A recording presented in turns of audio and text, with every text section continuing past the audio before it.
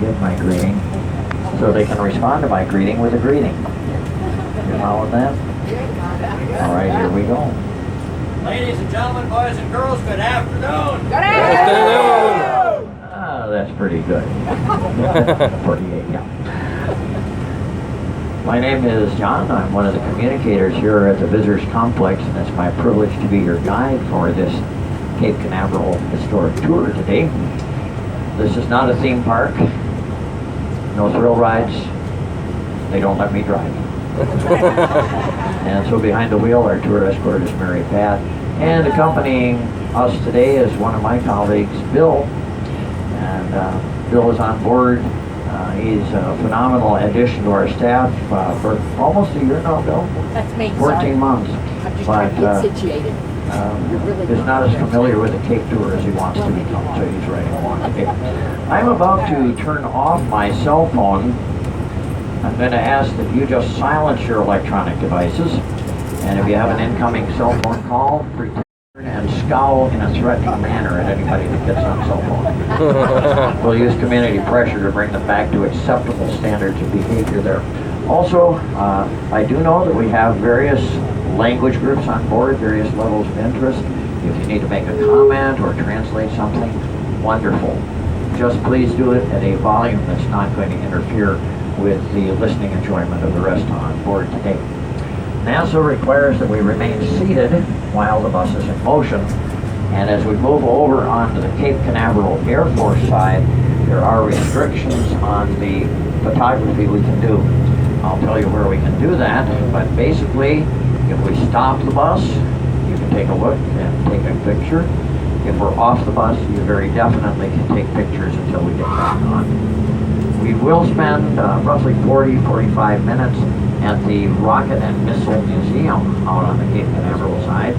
We will be met there by some docents, some volunteers who have had experience in the programs, and they will take you through the two buildings out there. Normally we split the group half and half. My request is that you get off the bus with someone you'd like to spend the next 40 minutes with. And we aren't going to number you off or anything like that. At the museum, there is a small gift shop with items that we don't necessarily have over here, and the proceeds do go to support the museum. Also, that's our only restroom stop, and I'll tell you more about that and remind you before we leave that area. On the right, we have a Redstone rocket, identical to the one that was used to put Alan Shepard into the edges of space to become America's first spaceman. But I'm going to tell you more about that when we actually visit the site where the launch occurred. So that'll be a little bit of fun this afternoon. We have something of a Cape Canaveral sandwich today. Kennedy Space Center, the two slices of bread, and Cape Canaveral is the peanut butter and jelly in the middle. So we'll talk a bit about what we do over on this side. We're not in competition with each other, but there's a little bit of difference in the culture of the military side and the civilian side. We started our space programs at the Cape. We outgrew it when we started talking about moon work, and so we built Kennedy Space Center. When Shepard went up, we had been in a series of second place finishes to the Soviet Union. And the Soviets were using their advances in space to say to the unaligned countries, don't you want to be like us? And so it did become important for us to say anything communism can do, democracy, free enterprise can do better. Maybe it came across anything you can do, we can do better, but nonetheless, it was important for us to say to the world, this system works even better. Over to the left, you see the vehicle assembly building. We're 5 miles or 8 kilometers away from that. And this was one of the big efforts getting ready for the moon launch. You see, just 20 days after Shepard's flight, President John Kennedy challenged us to go to the moon and back. Congress said, sure, let's do that. They gave us 5% of the federal budget and said, do not build a big government agency. That's what the communists are doing. We hired various contractors to do the work. Over here on the left, we have our communications center, a very simple building. In fact, I continue to wonder how little we spent for the architect there. The money went into the electronics inside. And on the right, our old building where the computers were housed in the 1960s. What's happened to computers? Oh yeah. So take a look across and you'll see a building out to the right at about 2 o'clock with a tan horizontal stripe. That is the new computer center with hundreds of times the computing capacity we had in this big building. The big one, the old central instrumentation facility, is coming down very soon. Headquarters also is challenged. It was built at a time when there was no concern about handicap access, no concern about energy efficiency, but we did have space here not only for our own management, but there was office space for many of the contractors who still do everything from mow the grass to assemble rockets for us. But this building is so out of date, we decided to replace it. I'm going to miss the first floor lack of windows, a tribute to the Cold War thinking of the 1960s. And here's the new building, energy efficient, handicap accessible, and take a look, there's first floor windows. Times have changed. Former adversaries are colleagues in space efforts today. Operations and checkout is a building we continue to reinvent. It's now called the Neil Armstrong Building. Small area set aside for living accommodations for astronauts, offices, laboratories. Notice the higher roof line from one end to the other. That's where we did low pressure testing of equipment of the Apollo era. When we come back by toward the end of the trip, I'll tell you what we're doing there at the present time as well. And space station processing, 15 countries working together to build a research laboratory in orbit. Each agency would bring in their equipment. They would provide their own team of engineers and technicians to do the setup work. And when it was ready to go up, NASA became the delivery service. How many of you are United States taxpayers, just by show of hands? Would you like some good news? We added postage and handling before taking it up for the other countries. If we'd ever had something as small as a 1 kilogram package, it would have required a $22,000 stamp. And so everybody, they started looking for lighter alloys for the metal parts, shrink circuits to save weight, and that, in addition, made better use of the inside of the space station, but it's come back in the form of various consumer goods as well. What did we have here this time? Raccoons. Never happy to see raccoons out this time of day. Raccoons do have a problem carrying rabies, and they tend to be nocturnal nighttime. If they're out in the daytime, we kind of worry about them, so don't try to go over and pet one of them or anything like that on the property. Thank you, though. And the raccoon should thank you too, Mary Pam. Yep, absolutely. Yep. We are doing something in the neighborhood of 300 experiments at the space station right now. And the team of 6 that are there, they are responsible for those experimentations as well as maintenance of the unit up there. A 6th grade boy a while back came to me and said, "Why don't you have artificial gravity at the space station?" He gave me a very suspicious look and he said, "They do on Star Trek, you know." I told him that was a really bad idea because if we wanted to do these experiments with gravity involved, it would be a lot cheaper just to stay home. So we're doing things up there and getting answers to questions we cannot get down here. That's a little bit about the space station. And of course, the completion of the station was linked to the completion of the shuttle program. Now, if you look out over your left shoulder, way out there, you'll see a tall grayish-white building, some towers just to the left of it. That is Pad 41, where United Launch Alliance puts up the Atlas V rocket. Most recently, they took a load up to the space station for a resupply mission there, and that was kind of an interesting load in that another company called Orbital ATK was responsible for the packaging. United Launch Alliance put it up, and it went up under the auspices of NASA to service a facility operated by 15 countries. That's the status of the space programs today. Between the buildings, 4 towers at the corners of pad number 40, where SpaceX puts up the Falcon 9. They've had several successful missions from that pad.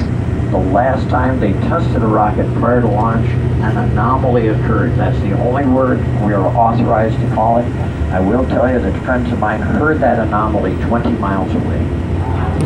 And they're just about ready to start using the pad again.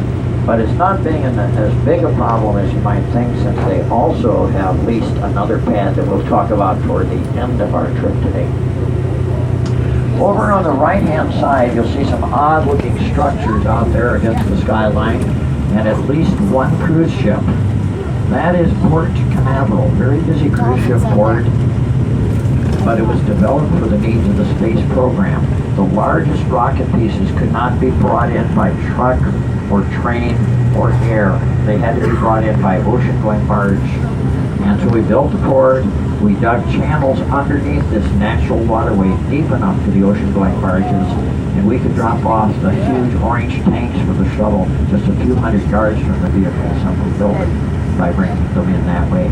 In that case, they were built in New Orleans area, but some pieces of our Saturn V were actually built in California and brought through the Panama Canal and into the port here.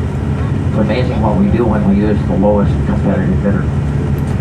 Okay, from just north of the port, all the way around in front of us and clear over to that pad 41 is the long, narrow barrier island that contains Cape Canaveral Air Force Station. Great name, first used by a Spanish explorer named Juan de Ponce de Leon in 1513. His government had sent him to the New World to find gold. He came to what is now Florida. Nobody told him that the only surefire way of getting gold in Florida is to build yourself a theme park. But he had a private reason that he was working out this area in his own spare time. What was he looking for? Fountain of Youth, exactly right. In our next scouting north, we have a place called De Leon Springs State Park where supposedly he bathed. That's the history of it. And a few years ago, I dove into the waters at the De Leon Springs. I swam for 45 minutes, and believe it or not, I came out 45 minutes older than when I went in. We're still looking for the Fountain of Youth.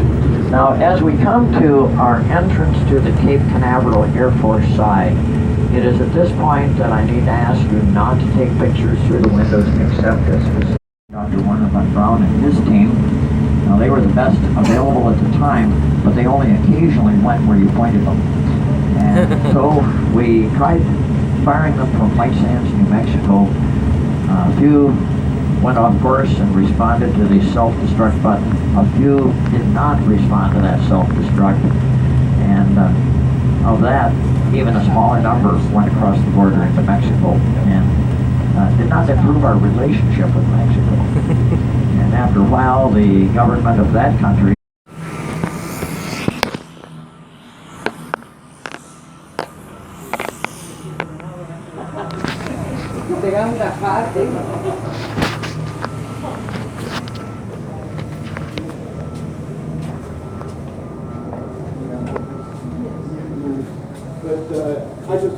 just a quick point out, a lot of people think that the astronauts made Cape Canaveral famous. Well, actually look behind us. I named a genie that made us famous. And right behind us is the gift shop. You'll get a chance to visit. This is a picture of where we're at right now. In the early days, you're right in this blockhouse. We had 2 pads that were launched from, that we can launch from. Pads 5 and 6, you'll be visiting pad 5 later on where Shepard did his suborbital flight. Now, back in 1957 in October, it was a big day for space for the Russians. They launched their Sputnik satellite. Well, all of a sudden, the newspapers grabbed a hold of that, said the space race has begun and the United States is behind. Well, in January of next year, 1958, we launched our first successful satellite called Explorer. That is a model of the Explorer actual size. It only weighed about 30 pounds. I like to say Sputnik got up there and beeped and made itself known, but our satellite actually did some scientific experiments. They discovered a radiation belt around the Earth. And the guy that created that package was named Van Allen. And so they named the radiation belt the Van Allen radiation belt. And that's how that came to be. Now, when they built this blockhouse, they built it about 3 to 6 feet thick, okay? And then they put windows in it. These windows contain 3 sections of 15 panes each. So there's 45 panes of glass in this. Now, the reason that they built the blockhouse so close was because in that day everything was copper wired, and as the signal goes through copper wire, it loses the signal strength, and so they had to keep the blockhouses close to where they launched it, so they wouldn't get all the telemetry they needed. Let's go ahead and go into the next one.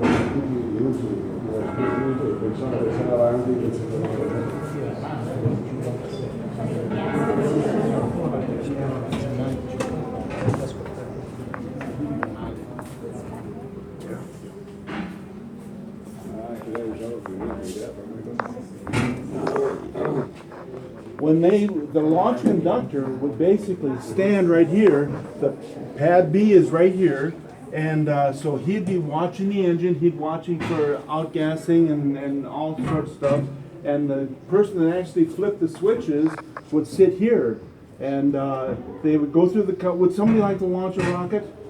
Go ahead, come on down here. Now all we have to do is you just lift up on these when I say 0, okay? Lift up both of them and then you can release them, okay? So let's count a 5, 4, 3, 2, 1, blast off. All right.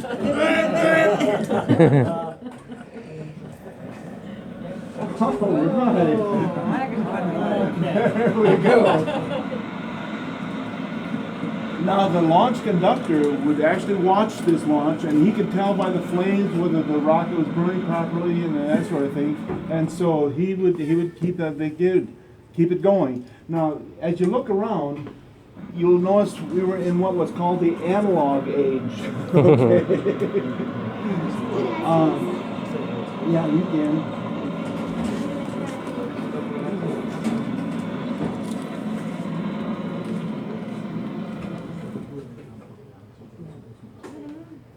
Okay, you can do it.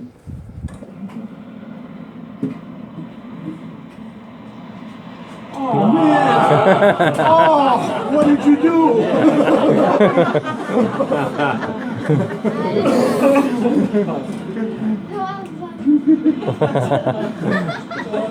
Okay, so everything was analog. Vacuum tubes. These things, we had pretty good air conditioning because everything was vacuum tubed, and these things really generated a lot of heat up there. Now, one of the other things is, once they got within a few hours of launch, they would lock down the blockhouse, and they have 2 sets of blast doors that they would close. Now, there was a good incentive to get that launch off because the restroom was on the outside of the blast doors. Now, one other thing that you'll see that you don't see in most places, ashtrays. they smoked quite a bit back then, and so they had ashtrays in here. Now, one of the things, you can see the red structure laying on the pad down there. There was in the early days they used painter scaffolding to access the rockets, okay? And so that was a real pain to put up, put down, and stuff like that. So they talked to a Texas oil man and said, "Can you design us something that we can get access to the rockets and all that?" And he did, and his name was Gantry. So if you wonder where the term launch gantry comes from that Texas oil man. Let's go ahead and go into the next one here.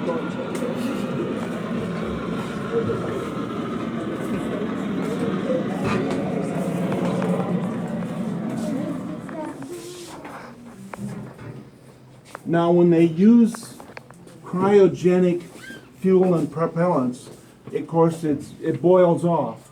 And one of the problems is, how do we know how much has boiled off? How do we take care of that? Somebody got the bright idea, was that they weigh trucks. Let's just bring in a truck scale and we'll weigh it. And when the weight gets down to a certain weight, we'll know that so much is burned off and we can refill it and get it back to the bay. So that's the kind of a low-tech fuel gauge that they use. Now this is one of the sections of glass that is here. This has got 15 panes in it, And this is just one of 3 that's in that window. So you can kind of get a good feel for how thick that glass was. And let's go in here.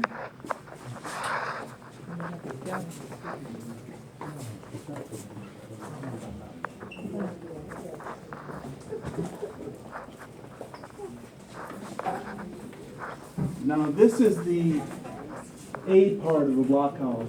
It was configured the same way as the other one in the 50s, but what they've done is they've cleared it out and they brought the launch computer in here. The launch computer, a marvelous piece of machinery, it had 5,000 bytes of memory. All right? Now, if you pull out your iPhone or you pull out your phone like that, that probably has maybe 1 million times more memory than this whole computer does, okay? Now, each part, each wiring, each board in here was hand wired. You didn't have integrated circuits, so you had individual transistors, capacitors, resistors that you actually hand wired into the boards. The teletype back there was a converted just IBM typewriter that they hooked relays to, so they could have that. So a lot of this stuff was early stuff. Now, over there is a tape reader, paper tape reader. The programs were punched into paper tape, and they were loaded into the computers on the rocket by this. Now, if they had to make a change to the programming, they would come here and sit at this desk, and they would pick the address, and then they would pick what they wanted to change that instruction to read. So bit by bit, they would change the programming in the computer. But these things worked, and they launched several rockets out of here. In fact, we had Turkish and Italian launch teams come here to practice launching some of the rockets, because they had some of our defense rockets over there at that time.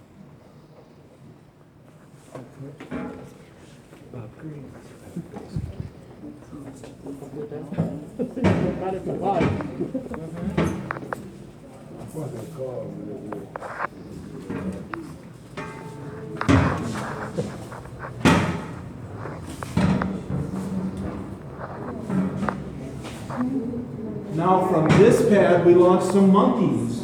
And some people said, why did you launch monkeys? Well, before manned spaceflight, they had no idea what would happen to people in space. They said, oh, they'll bleed from the ears, they won't be able to work, and so the idea behind the monkeys was to train a monkey to do some tasks. They put them in a couch like this, and then launched them. They had lights in front of them, they would flash a sequence of lights, and then the monkey would respond by pulling the white or red lever. If he did it right, he got a banana pellet. If he did it wrong, he got a mild shock. But it's the type of shock you get when you touch a doorknob or something like that, so it wasn't that big thing. So, that's why they launched the monkeys, and it was because of these launches that they realized that not only could you live in space, but you could actually perform functions. You could think and work out things while you're in space.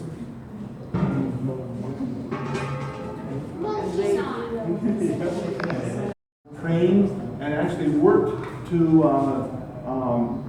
become astronauts, and this is a picture of them right there. The problem was they got to thinking about it, and they said, you know, if we lose a woman in space, our public relations is going to go right down the tubes. And so they didn't want to take the chance of getting bad publicity. So these women, although they were qualified as astronauts, never got to fly. And I can't think of how disappointing to have that. Let's go ahead. We're going to go to another building.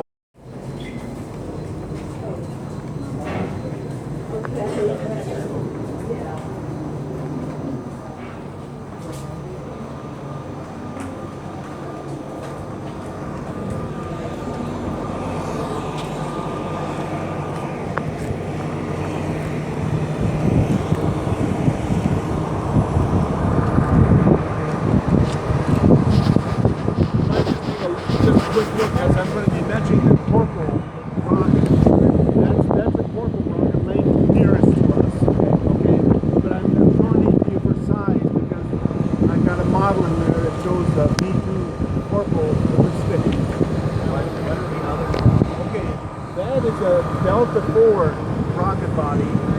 The Delta IV main body is the light rocket. When they do a heavy payload, they'll actually strap 3 of those together and launch for heavy payloads. The one behind it, you can just see the nose. That's a Polaris. That's a Navy. And the little green one in front is Pershing. The Pershing was for close range.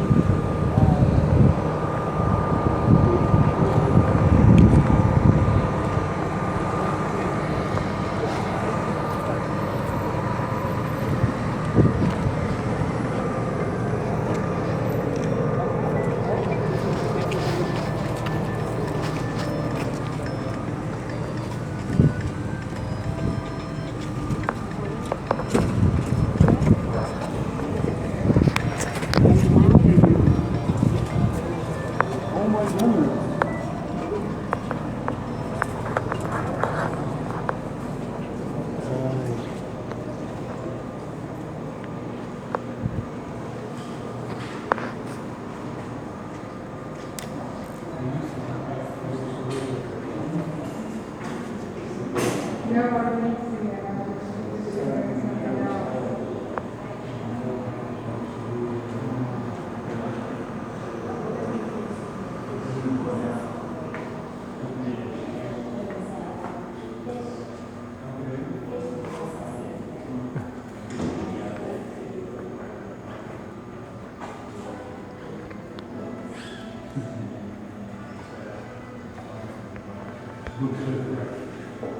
In the 1920s, there was a guy named Robert Goddard who was doing experiments with liquid rockets.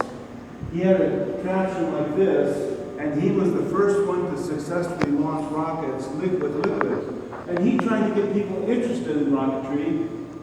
Nobody was interested. He got his patents and stuff like that, but nobody was interested except for the Germans. The Germans looked at his patents, got copies of them, and proceeded to develop the V2 rocket. Okay? Now, this is an actual V2 engine for a V2 rocket. It's upside down, okay? The nozzle's at the top. And this is the inspection sticker that it was stamped in Germany. Toward the end of World War II, Werner von Braun was the head of the German rocket program. He had about 300 engineers, and he talked to them, and about half of them decided that they would rather be captured by the Americans than the Russians. And they saw the writing on the wall. And so they actually loaded train loads of equipment and moved south and met the Americans, holed up in a hotel in South Germany and waited for the Americans to come. When the Americans came, those engineers and the equipment were all turned over to the Americans. The Americans basically took everybody and all the equipment and took them to New Mexico. And the United States government said, Werner von Braun, please continue your development. We want you to keep on developing. And so, in New Mexico, they continued developing the V2 rocket. One of those rockets.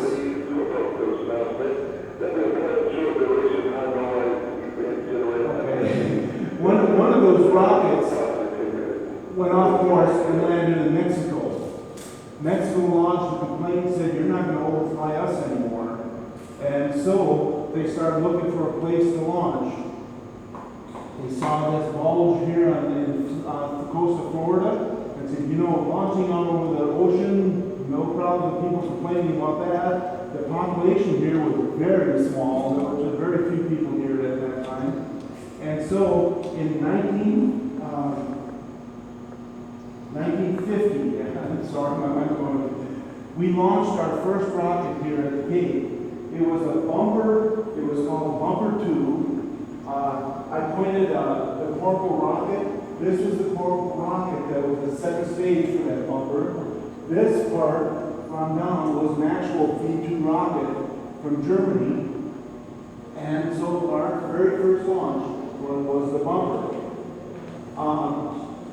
Also testing here at the Cape, they had winged missiles for defense. And you'll see some of the pictures of some of the winged missiles behind you. There's some stories about the snark.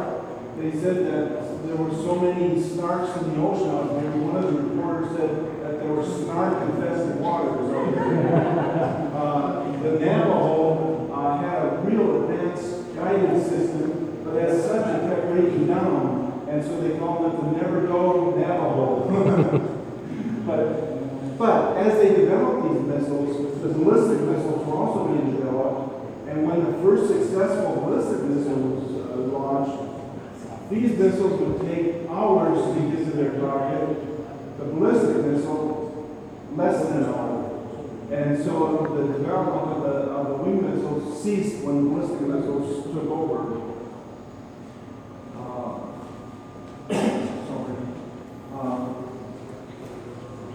Let's go ahead and go into the next. They did launch Nikes. See it listed here. Yeah, down in the museum we have some.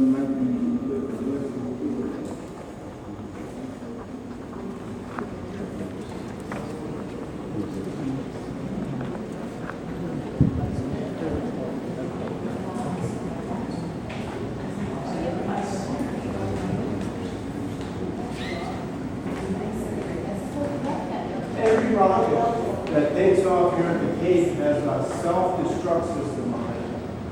That's invented because, especially now that we're populating too much, if the rocket takes off and it goes outside of a specified window, the range safety officer has the job of destroying that rocket. Each rocket has an explosive, like you can see on this. This is a solid rocket. And they have a linear charge that goes, that actually splits the case open, and that loses its thrust that way. Here are some pictures of some of the failed rockets. But this range safety officer would sit at a console like this, and he would get the information on the trajectory of that rocket. And like I said, if it goes outside that window, his job was to send the destruct signal and destroy the rocket. Now we also developed missiles, submarine launched missiles here at the Cape. The Navy has a port here, and this is a model of the Polaris submarine, which would launch submarine launch ballistic missiles.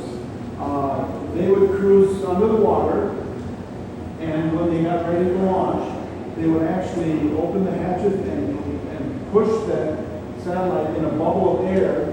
The missile would break the water, and then the engine would start and it would take off. So that's the model of the Polaris. They were first tested in silos here, and then they moved them to submarines for testing.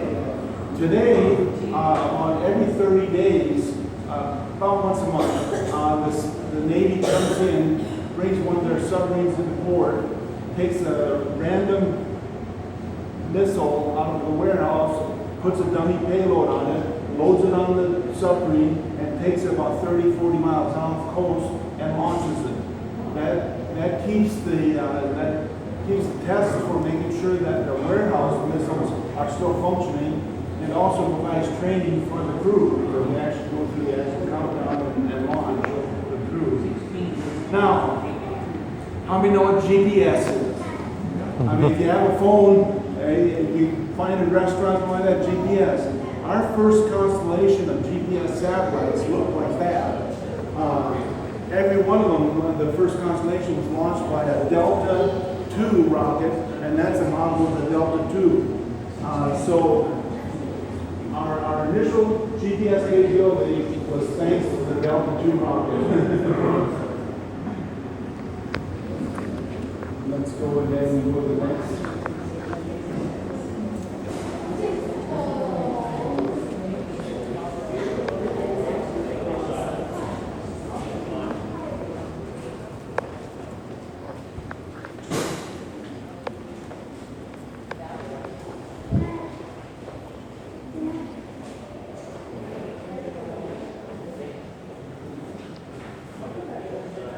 Yeah, nice.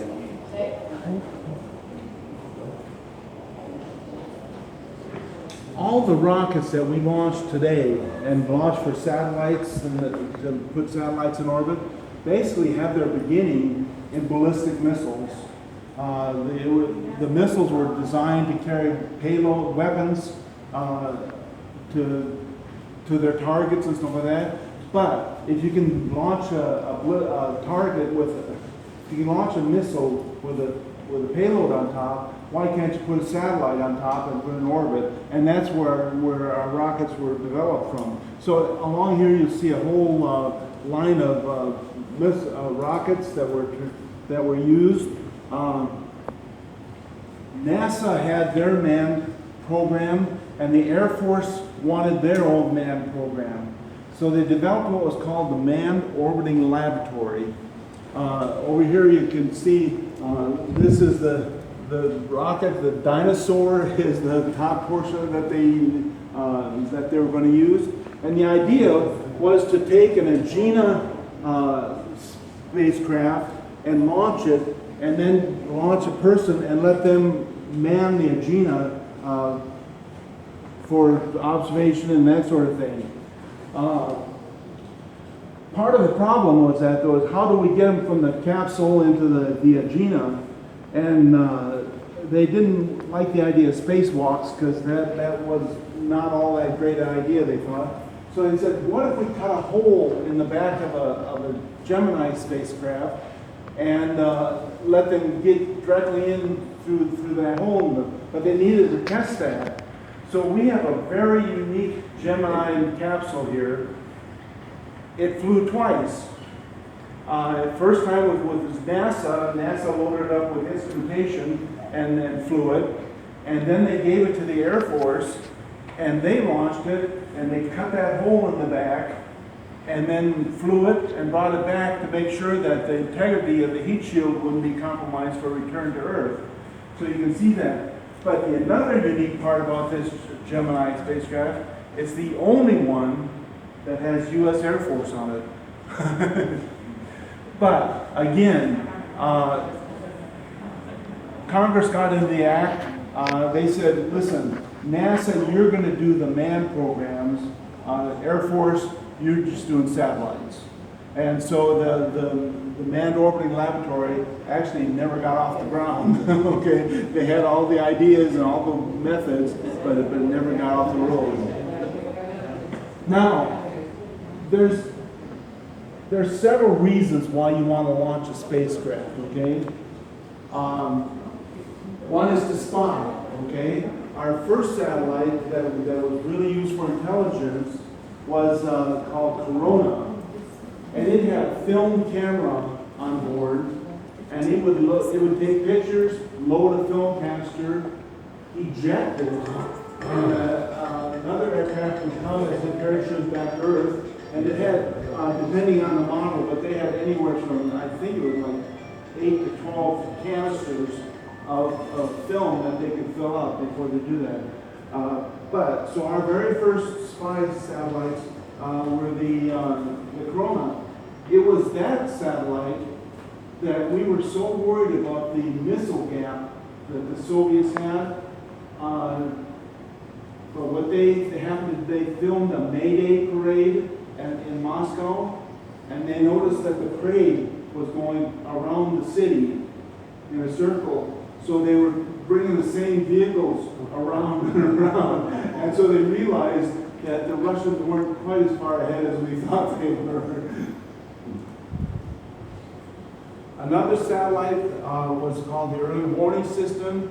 Of course, you'd like to know if there was a rocket headed your way with a warhead on it. And this missile was designed, or this satellite was designed to detect any rocket launches in the world to let us know early what was happening.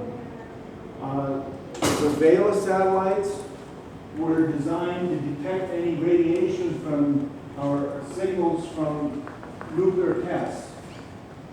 Even underground tests emit certain signals, and it was this satellite that was able to detect those signals and determine where there was water, how big a pond it was, and that sort of thing. And then the last satellite we have is a communication satellite.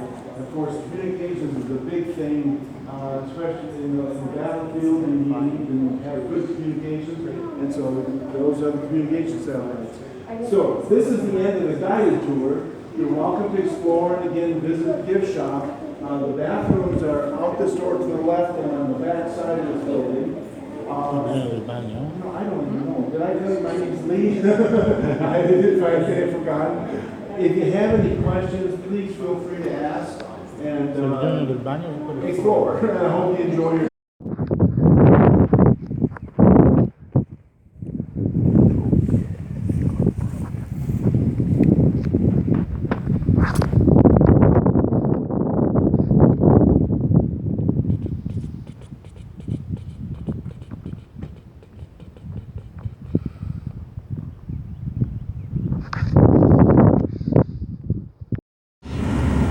With a sign on it that says danger 13,200 volts. Apparently back then people still read signs. But you have a significantly larger setback and taller fences today. This would not anywhere near meet OSHA requirements today. Okay, so we'll go on in and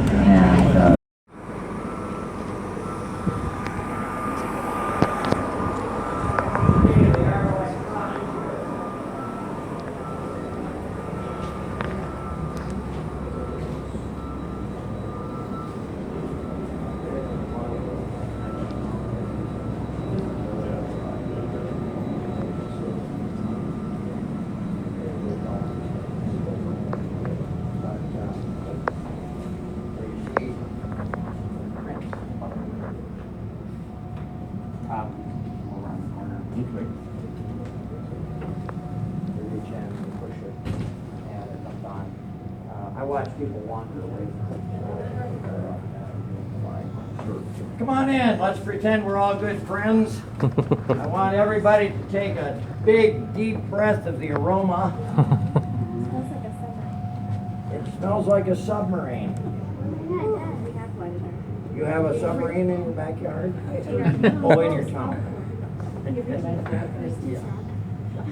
Yeah, I've heard it described as a combination of smoke, mildew, old paint, and tobacco smoke. Just all together, and a little sweat thrown in. I've suggested that we get it canned in an aerosol so you can take it home with you. Come on in a little closer. This is the blockhouse that was used for the Alan Shepard flight, and a little bit later on Gus Grissom went up from here in a still successful mission, but one in which we lost the capsule. It was adapted from military uses, and in fact the capsule communicator, who would always be another astronaut, sat out here in the hall where he couldn't even see the rocket. Nothing but the best for our systems here. I look at these paper tape recording systems, some used for the astronauts, some used for the system, and I have to tell you, every time I see it, I'm brought back to my teenage years. My dad used identical equipment to keep track of butterfat content and the moisture of cream cheese at a big factory in Wisconsin. And so we adapted, whenever possible, existing equipment. Occasionally, I'd go with Dad on a weekend and I'd be privileged to change out those tapes, the paper tapes there. Behind my colleague Bill is a punch board there where you could reprogram the computer. And over here we have a semi-transparent object, technician carrying something here, which, what do they call that?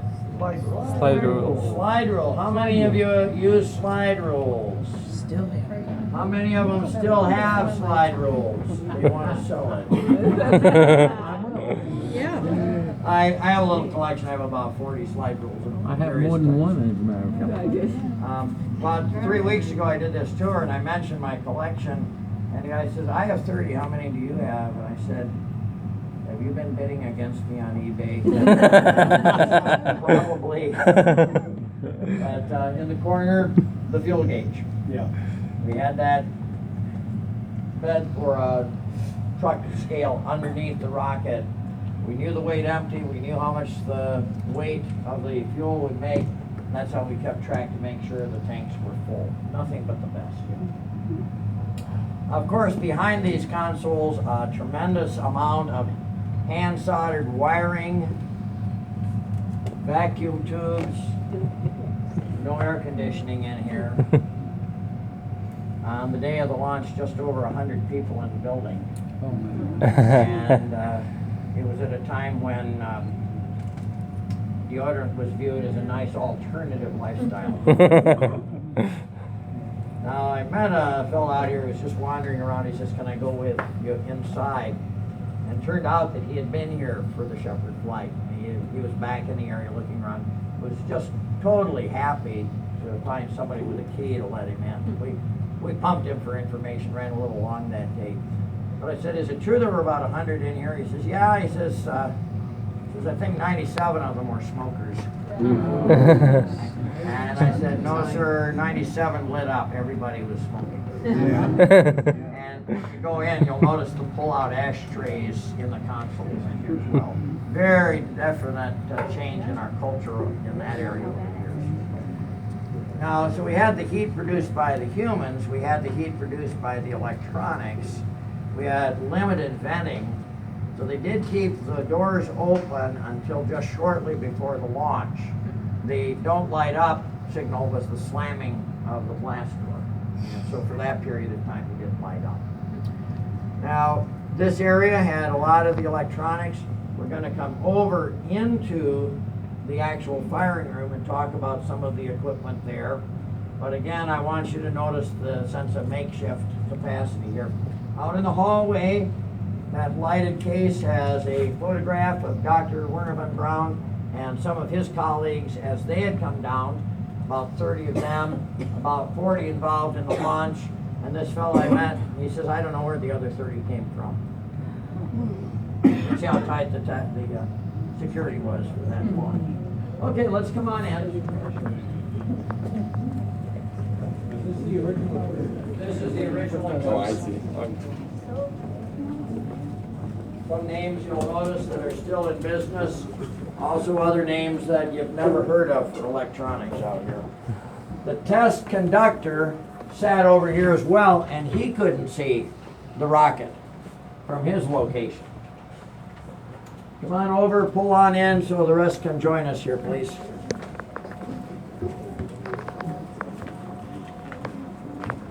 I look up and I'm back in second grade, brand new grade school with these lights and this ceiling. So that's the timetable there. Now inside the building, you'll see the consoles. You'll see one with a partially pulled out unit there. Don't take the cigarette butts. They are not the originals. They were purloined many years ago. We replaced them from time to time. But notice the firing button on the firing console.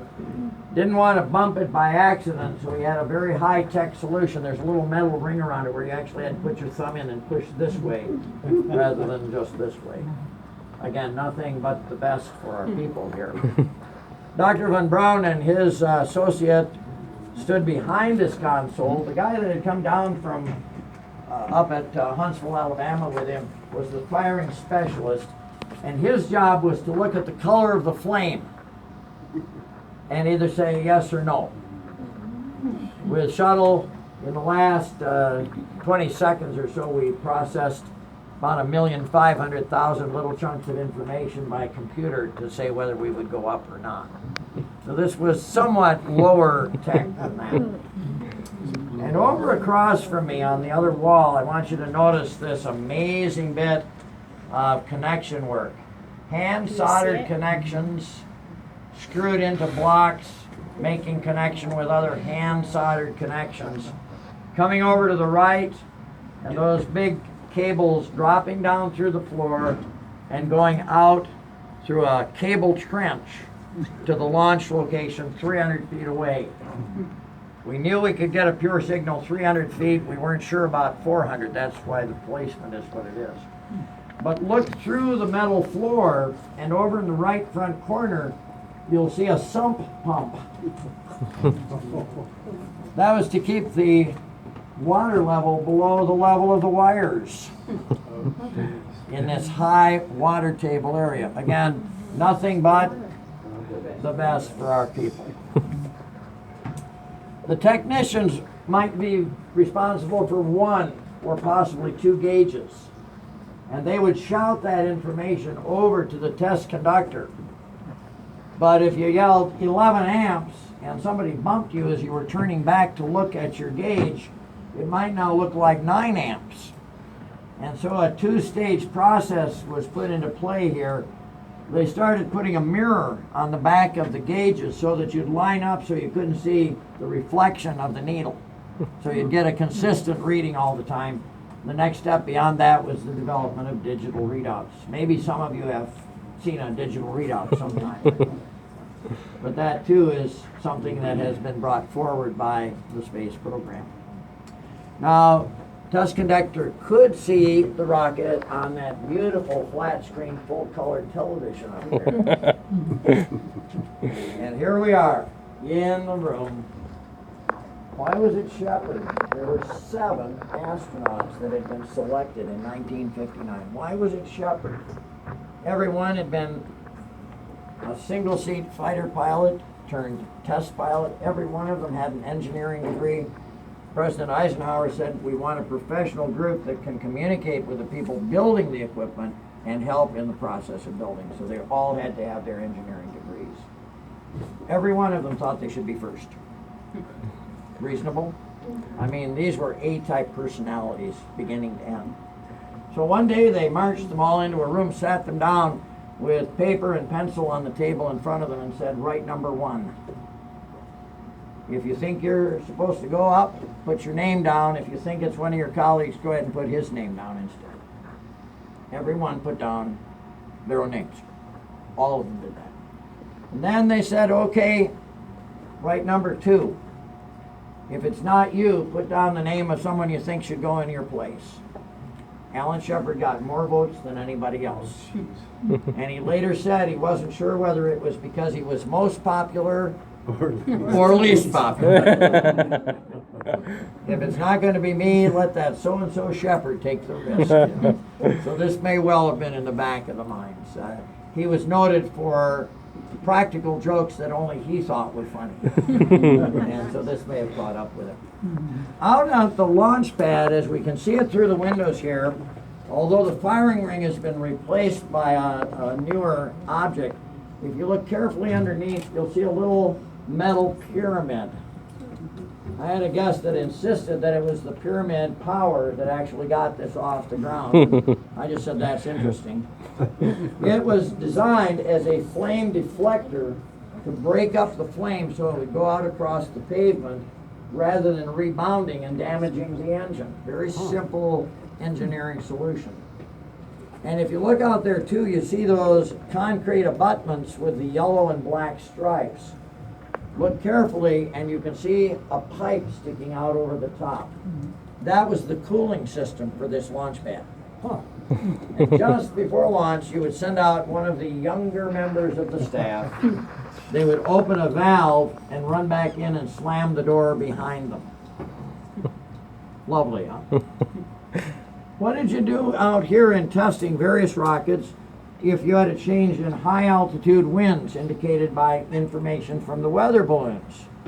You didn't have time to go up and modify the settings on the gyroscopes, so you would send out 4 of the younger, stronger guys with pipes, and they'd stick them into holes in that ring at the bottom and go,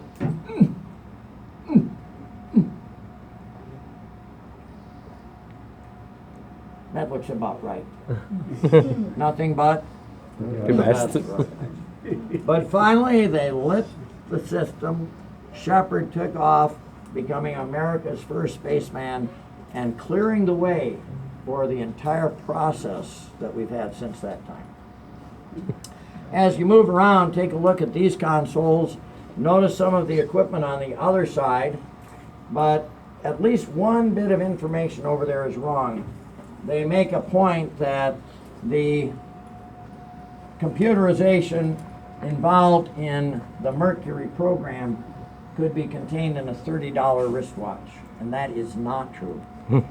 It's now a $10 wristwatch. So come on around, and once you have your pictures, we'll gather out front for a walk out for the rocket hotel. If there are questions, either Bill or I will be happy to answer those pictures.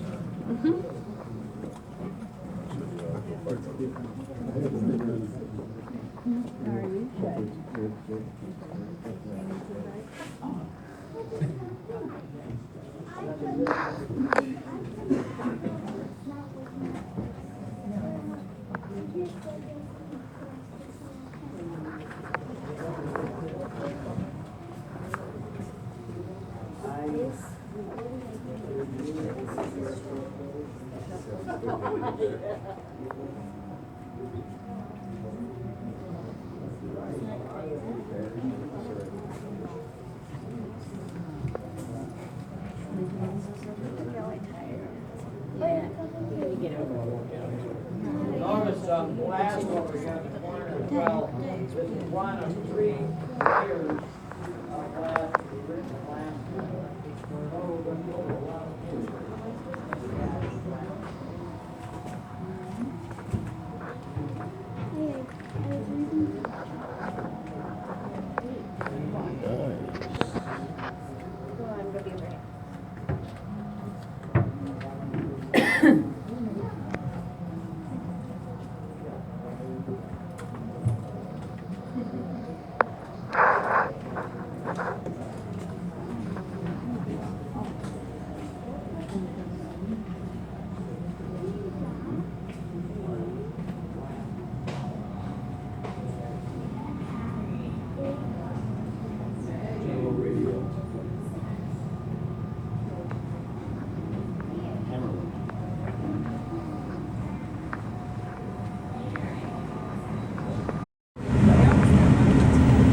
The raw land both here and on the Kennedy Space Center side, very rich in wildlife.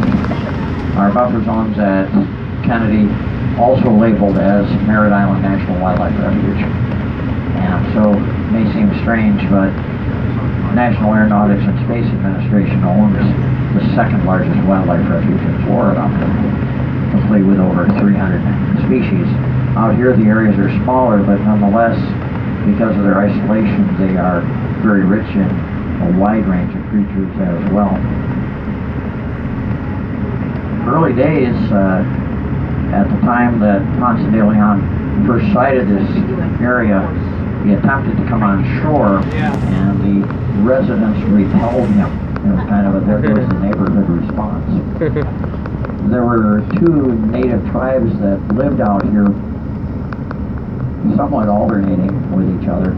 We had the Eis and we had the Timicans, and both groups thought this was prime territory for summer fishing and clamming and so forth. They would, through the winter months, retreat over into the St. Johns River Valley for a little better protection from storms. The equipment gotten from the lowest competitive bidder, but those Minuteman silos with 75 of their 80 feet below sea level are still dry today all the way to the bottom. And we found a new use for one. This lower one here, you'll see the metalwork on the roof line there. That actually held mirrors and became a gigantic periscope looking across to a launch facility on the other side of the road where we put up the Navajo missiles, but they were so unreliable, the guys launching them referred to them as the Never Go, until some people's problem. The Pentagon suggested that they reevaluate the terminology they would use. Ended the Delta II program. There's a couple in the arsenal yet that will probably eventually be flown from Vandenberg Air Force Base to put orbital flights around poles with probably some type of weather satellites on board. But probably we'll never see a Delta II launch from here again. These roads, some have been torn out over the years as land has been configured. I think they'll be doing maybe as many as 90 a year in the very near future. And then Blue Origin, which is also putting a tremendous amount of money in a new assembly facility on NASA property, is configuring this for the launch of their rockets as well.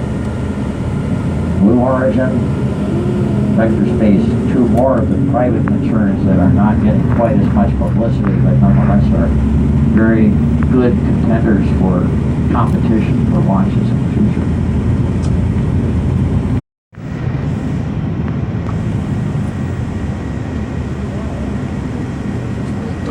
Mr. Neil Armstrong. There were people that, as he went up, they said, oh, he's going to be famous as the first civilian in space. Is that what he's remembered for? No. On his flight, the capsule started rotating, and it moved so fast they were up to about 8 G's in force that they were enduring. He evaluated the problem, came up with a solution, and stabilized the capsule. And his quick thinking in that situation is sometimes credited as the reason why he was the first person to go to the moon. And again, in that case, he demonstrated quick thinking when it looked like the computer was going to set the capsule down in a bunch of rocks, and he took and flew it sideways across the surface of the moon looking for a place, landed with only 15 seconds of downtime fuel left when he set it on the surface. Now, there's several famous names there, names that are part of the earlier program, names that figure in the later part of the program. And of course, we do see Gus Grissom and Ed White's names there. Ed White doing the first spacewalk ever in that time. Okay, that's very good. I think we're ready to go on. So we went from our first satellites to monkeys and chimps. We went from monkeys and chimps to our first one-person flights. After he came back, somebody said to Shepard, well, why did they finally let you go up? He says, I think they ran out of monkeys. We had a lot less problems having astronauts go up for a second flight. The chimps objected, but the astronauts didn't, which has called into question the intelligence of astronauts in the minds of some, too. But the next step, of course, is 3. Now, while we focus our attention on our Apollo flights over on the Kennedy Space Center side, where all of the flights to the moon occurred, over here we developed a smaller version, the baby brother of the Saturn V. We call it the Saturn 1B, and it was designed for testing the Apollo capsule in Earth orbit before we committed to go out to the moon. And it's quite possible for us to get to and from the space station on Boeing's Starliner. So, very exciting to me. Within sight of each other, we will have 2 separate methods of getting to and from the space station on equipment leaving the ground right from here at Kennedy and Cape Canaveral. Pad number 39B, currently being held for NASA's deep space programs. And we would hope that in significantly less than a year, we will see a completed Space Launch System rocket, our new rocket, on that pad, carrying an Orion capsule out and around the moon and back home again.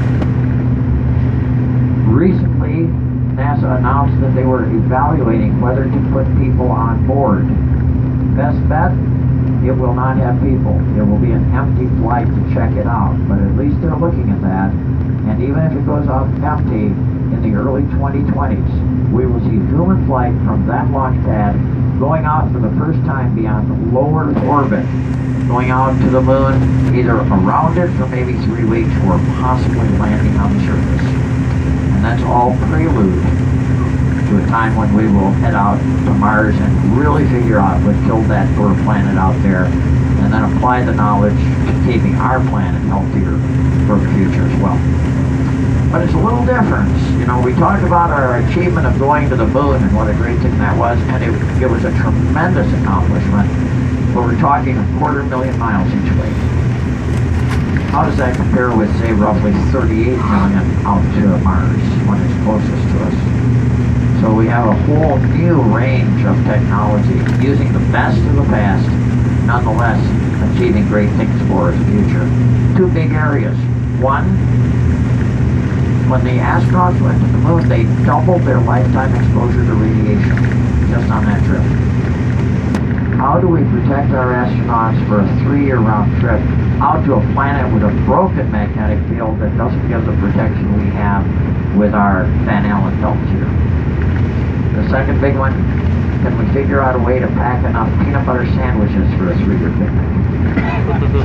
No, we're going to develop a closed loop ecology where absolutely everything goes through the food chain, including going through us multiple times on that trip.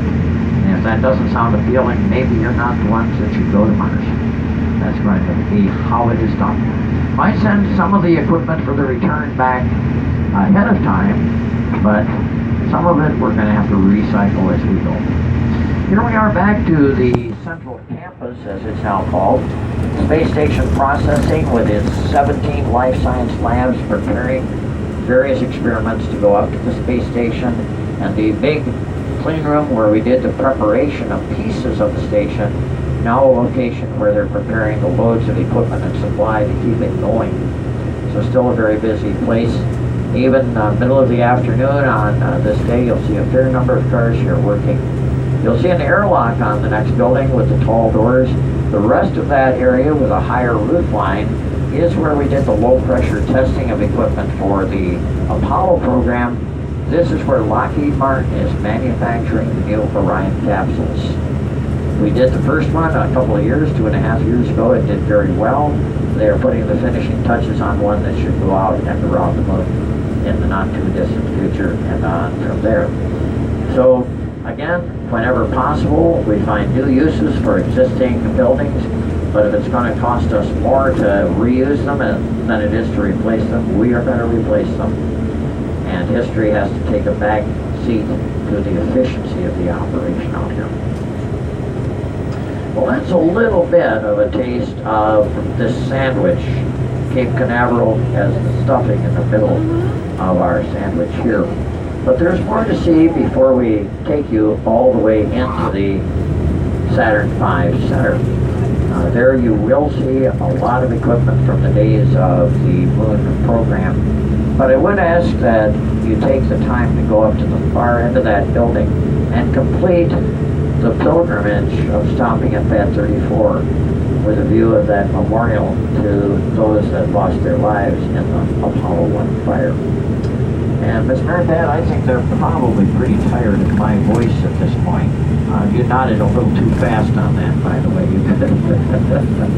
But let's give them video number 2 as we come up towards the vehicle assembly building.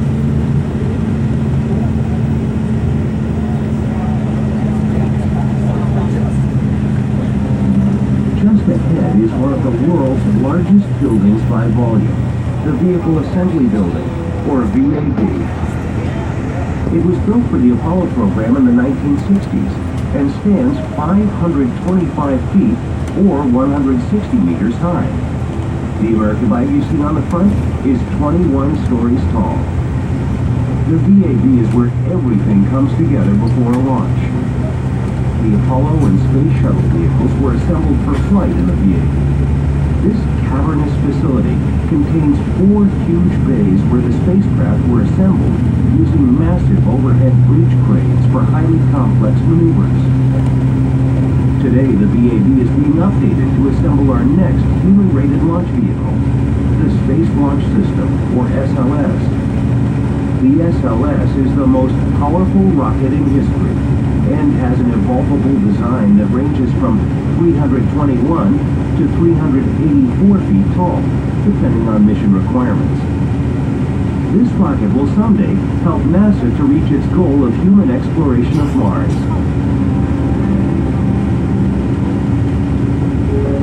The launch tower next to the VAB is the mobile launcher being built for SLS. When completed, it will carry the massive launch vehicle on top of the crawler transporter to pad 39B. You will learn more about the launch of SLS when we get to the launch pad. Adjacent to the VAB is the Launch Control Center, the distinctively shaped 4-story building which houses the launch team. This is where the ground controllers, engineers, and launch director monitor monitor the spacecraft and manage all the activities leading up to launch.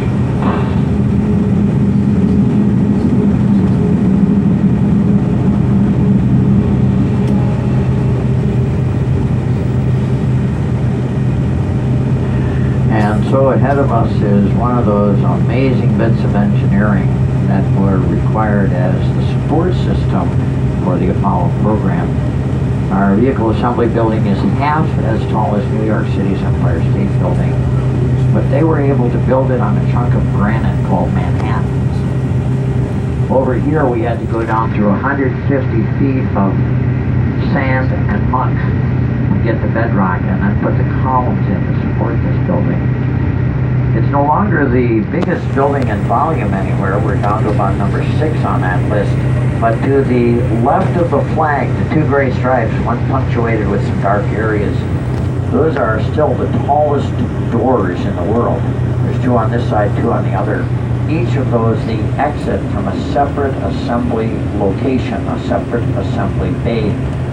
The bottom doors slide wide enough sideways to receive a mobile launch platform and the crawler transporter that carries it. And then the upper doors are wide enough for the rockets that are going to be built inside. Now as we get up here just a little further, I'd like you to identify 1 star.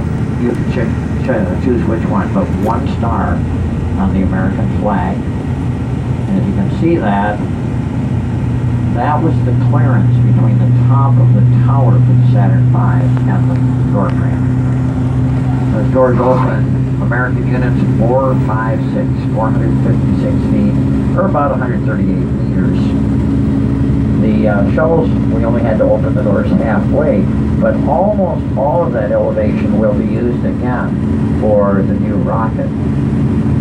Now, the new rocket is a little shorter and a little wider than what we used to go to the moon 50 years ago. And that's all right. 50 years ago, I was a little narrower and a little taller than I am today as well. So it stands to reason that rockets could have that happen to them as well. Doors are open because there's no practical way to air condition a 500-foot tall room, and so we don't even try. So it's very important to have some ventilation through that building on days such as this.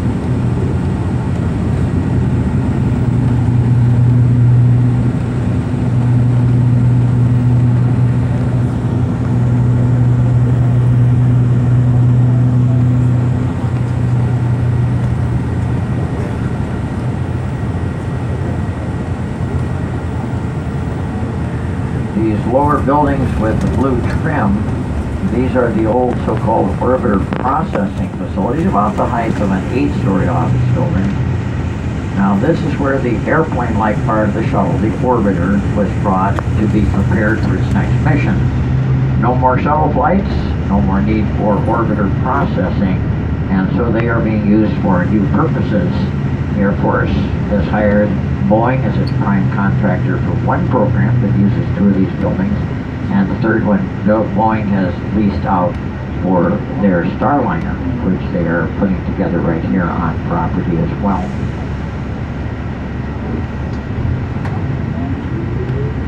You can see that power out there. That is the unit that will be used for the assembly of our new rocket.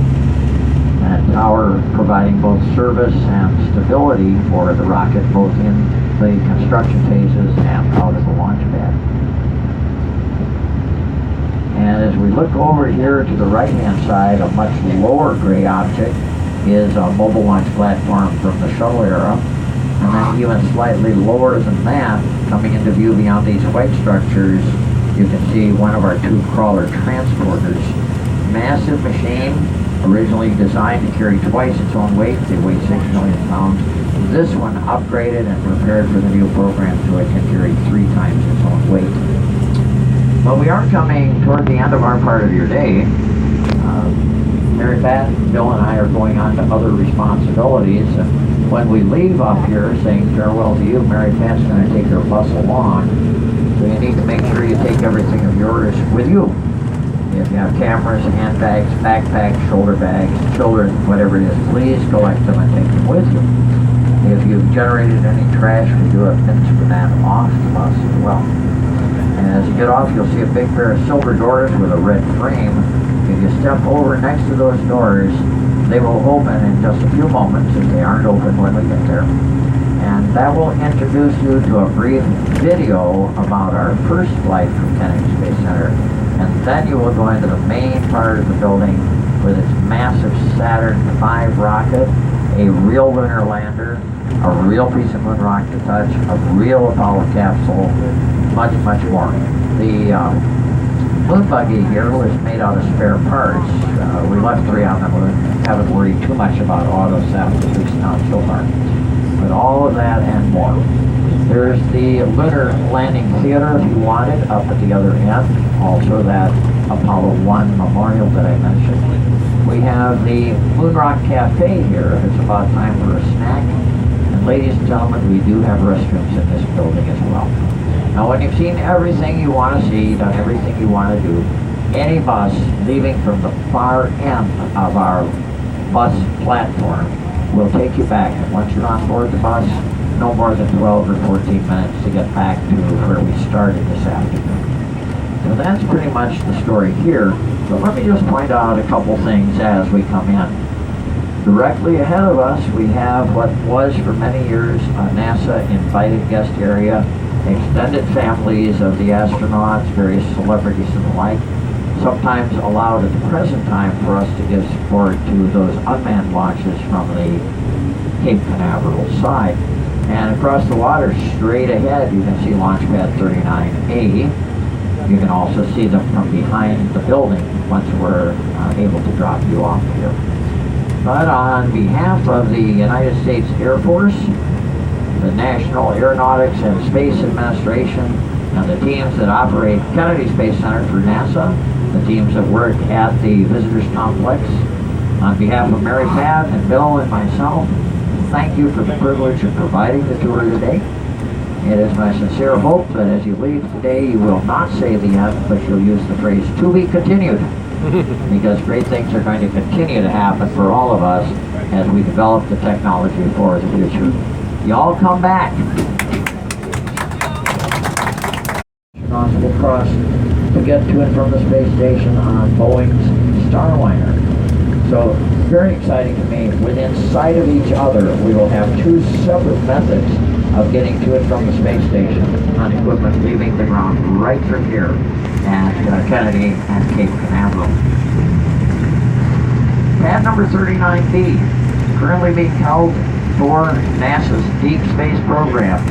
And we would hope that in significantly less than a year, we will see a completed Space Launch System rocket, our new rocket, on that pad, carrying an Orion capsule out and around the moon and back home again. Recently, NASA announced that they were evaluating whether to put people on board. Best bet? It will not have people. It will be an empty flight to check it out, but at least they're looking at that. And even if it goes off empty in the early 2020s, we will see human flight from that launch pad going out for the first time beyond low Earth orbit, going out to the moon, either around it for maybe 3 weeks or possibly landing on the surface. And that's all prelude to a time when we will head out to Mars and really figure out what killed that poor planet out there, and then apply the knowledge to keeping our planet healthier for the future as well. But it's a little different. You know, we talk about our achievement of going to the moon and what a great thing that was, and it was a tremendous accomplishment, but we're talking 250,000 miles each way. How does that compare with, say, roughly 38 million out to Mars when it's closest to us? So we have a whole new range of technology, using the best of the past, nonetheless achieving great things for the future. 2 big areas. One, when the astronauts went to the moon, they doubled their lifetime exposure to radiation just on that trip. How do we protect our astronauts for a 3-year round trip out to a planet with a broken magnetic field that doesn't give the protection we have with our Van Allen belts here? The second big one, can we figure out a way to pack enough peanut butter sandwiches for a 3-year picnic? No, we're going to develop a closed loop ecology where absolutely everything goes through the food chain, including going through us multiple times on that trip. And if that doesn't sound appealing, maybe you're not the ones that should go to Mars. That's going to be how it is done. Might send some of the equipment for the return back ahead of time, but some of it we're going to have to recycle as we go. Here we are back to the central campus, as it's now called. Space Station Processing with its 17 life science labs preparing various experiments to go up to the space station, and the big clean room where we did the preparation of pieces of the station, now a location where they're preparing the loads of equipment and supply to keep it going. So still a very busy place. Even middle of the afternoon on this day, you'll see a fair number of cars here working. You'll see an airlock on the next building with the tall doors. The rest of that area with a higher roof line is where we did the low pressure testing of equipment for the Apollo program. This is where Lockheed Martin is manufacturing the new Orion capsules. We did the first one a couple of years, 2.5 years ago. It did very well. They are putting the finishing touches on one that should go out and around the moon in the not too distant future and on from there. So again, whenever possible, we find new uses for existing buildings, but if it's going to cost us more to reuse them than it is to replace them, we are going to replace them. And history has to take a back seat to the efficiency of the operation out here. Well, that's a little bit of a taste of this sandwich. Cape Canaveral has the stuffing in the middle of our sandwich here. But there's more to see before we take you all the way into the Saturn V Center. There you will see a lot of equipment from the days of the moon program. But I would ask that you take the time to go up to the far end of that building and complete the pilgrimage of stopping at Pad 34 with a view of that memorial to those that lost their lives in the Apollo 1 fire. And Miss Mary Pat, I think they're probably pretty tired of my voice at this point. You nodded a little too fast on that, by the way. But let's give them video number 2 as we come up towards the vehicle assembly building.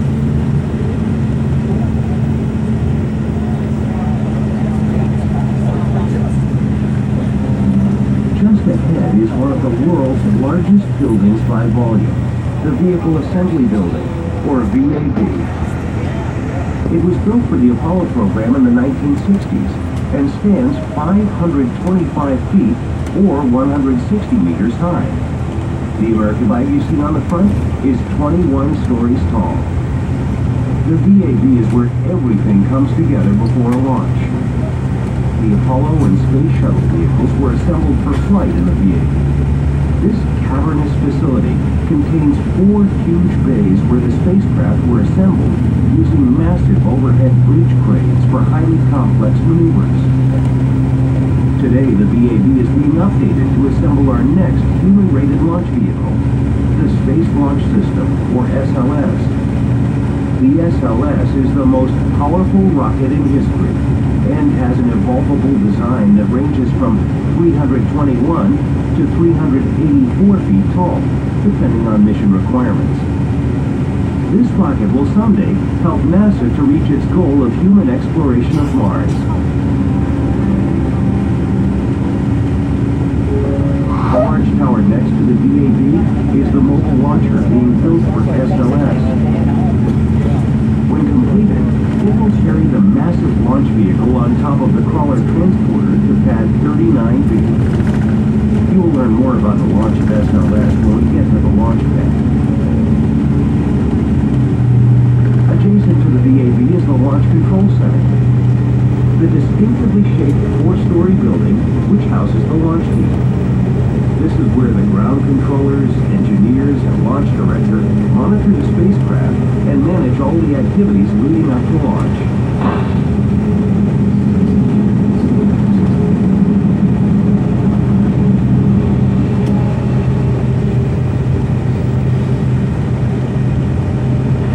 And Also ahead of us is one of those amazing bits of engineering that were required as the support system for the Apollo program.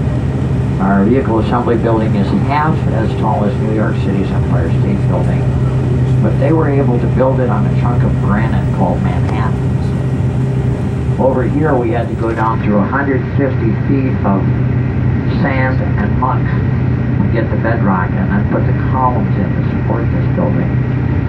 It's no longer the biggest building in volume anywhere. We're down to about number 6 on that list. But to the left of the flag, the 2 gray stripes, one punctuated with some dark areas, those are still the tallest doors in the world. There's 2 on this side, 2 on the other.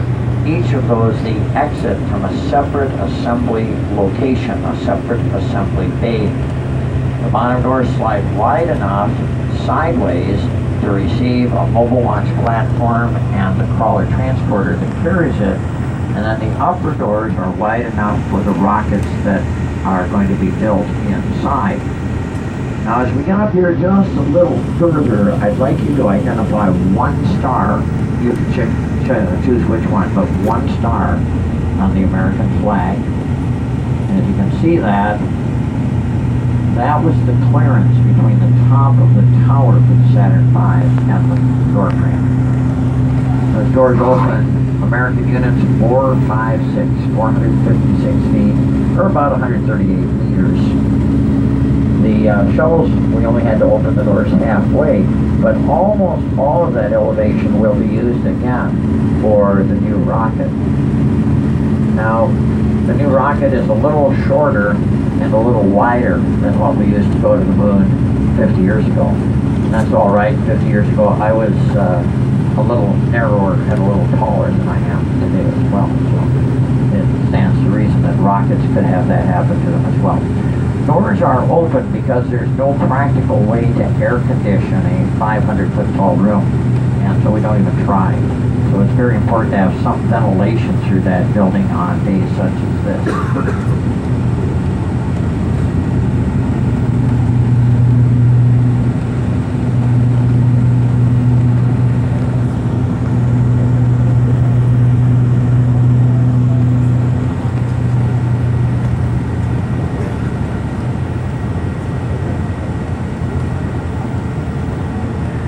These lower buildings with the blue trim, these are the old so-called orbiter processing facilities, about the height of an 8-story office building. Now this is where the airplane-like part of the shuttle, the orbiter, was brought to be prepared for its next mission. No more shuttle flights, no more need for orbiter processing, and so they are being used for new purposes. The Air Force has hired Boeing as its prime contractor for 1 program that uses 2 of these buildings, and the 3rd one, Boeing has leased out for their Starliner, which they are putting together right here on property as well.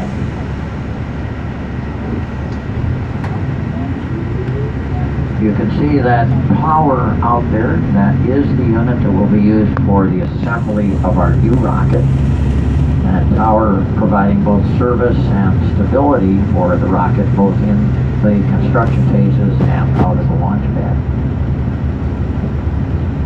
And as we look over here to the right-hand side, a much lower gray object is a mobile launch platform from the shuttle era. And then even slightly lower than that, coming into view beyond these white structures, you can see one of our 2 crawler transporters.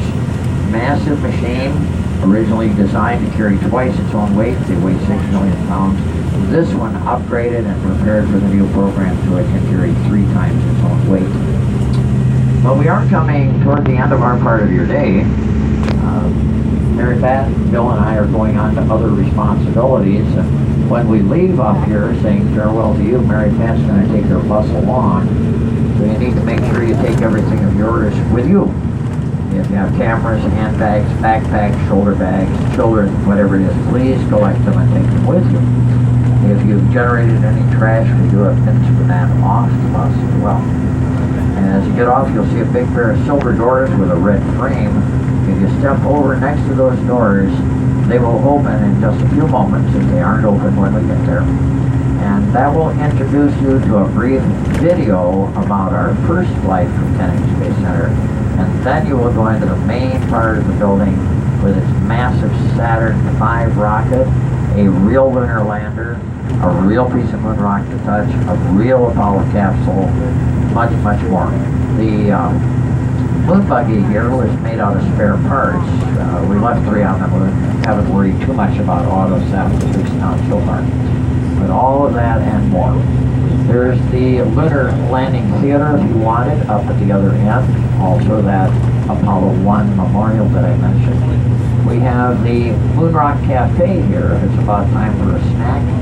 And ladies and gentlemen, we do have restrooms in this building as well. Now when you've seen everything you want to see, done everything you want to do, any bus leaving from the far end of our bus platform will take you back. And once you're on board the bus, no more than 12 or 14 minutes to get back to where we started this afternoon. So that's pretty much the story here. But let me just point out a couple things as we come in. Directly ahead of us, we have what was for many years a NASA invited guest area, extended families of the astronauts, various celebrities and the like, sometimes allowed at the present time for us to give support to those unmanned launches from the Cape Canaveral side. And across the water, straight ahead, you can see Launch Pad 39A. You can also see them from behind the building once we're able to drop you off here. But on behalf of the United States Air Force, the National Aeronautics and Space Administration, and the teams that operate Kennedy Space Center for NASA, the teams that work at the Visitors Complex, on behalf of Mary Pat and Bill and myself, thank you for the privilege of providing the tour today. It is my sincere hope that as you leave today, you will not say the end, but you'll use the phrase, "to be continued," because great things are going to continue to happen for all of us as we develop the technology for the future. Y'all come back. Hello, Saturn V Center. Our presentation will begin in a few short moments.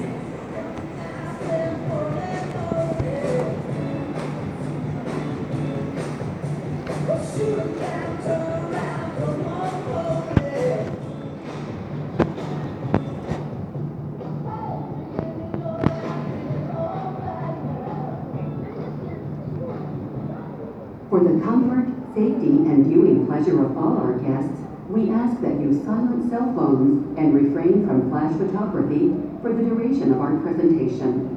Please note that this is a no-smoking facility.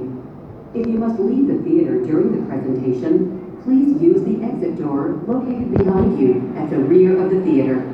Thank you.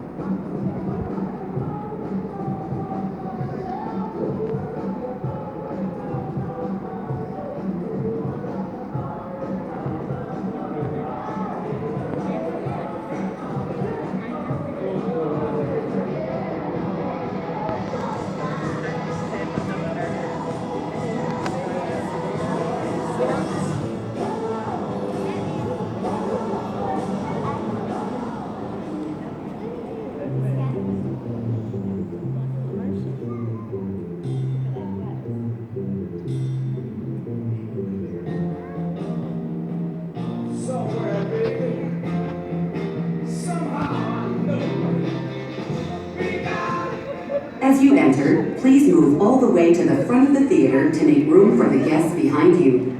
Our presentation will begin shortly. And now, it is with great pride that we present the story of NASA's Apollo program, the greatest adventure mankind has ever undertaken.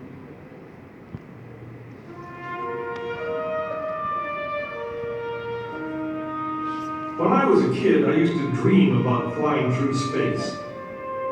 Every week on TV, I'd watch my heroes as they jumped into their rocket ships and took to the stars. And I wanted to be like them. They had courage, imagination, and no problem ever stood in their way for long. You know, in the end, when we actually did send men into space, it turned out that those were exactly the qualities it took. I'm John Hudson. This is Pad 39 of the Kennedy Space Center. I was a launch controller here when from this very spot, man took off to fly to the moon. It was a journey that began 12 years before that rocket ever left the ground. And it started on the other side of the world. Back then, we were one of two superpowers that always seemed to be on the edge of a terrible war. In 1957, the Soviet Union launched the first ever man-made satellite into Earth orbit. They called it Sputnik, which means traveling companion. In a world where peace hung in a delicate balance, it seemed to create a dangerous advantage. Every ham radio operator in America could hear the beacon. People were afraid. Were the Soviets looking down on us? Watching us? If they could make a satellite pass over our cities, could they do the same with a bomb? Our own space program kicked into high gear, and less than 2 months later, we were ready to launch our own satellite.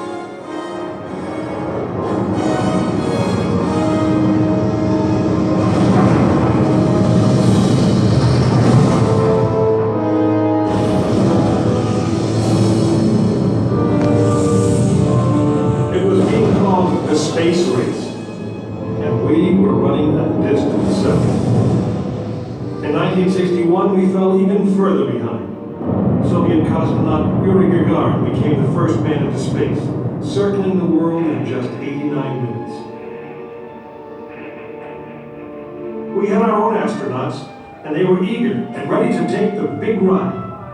But our manned space program couldn't seem to get off the ground. We stuck with it, and on May 5th, 1961, things finally started going right. Astronaut Alan Shepard took his ship Freedom 7 6.5 miles into space. America had its first space hero. Just a few days later, our space program received a new challenge. But this one did not come from the Soviet Union. It came from our young president. In one inspiring moment, he changed the mission. From one based in fear of the present to one of hope for the future. But why, some say, the moon? Why choose this as our goal? And they may well ask, why climb the highest mountain? Why 35 years ago, fly the Atlantic?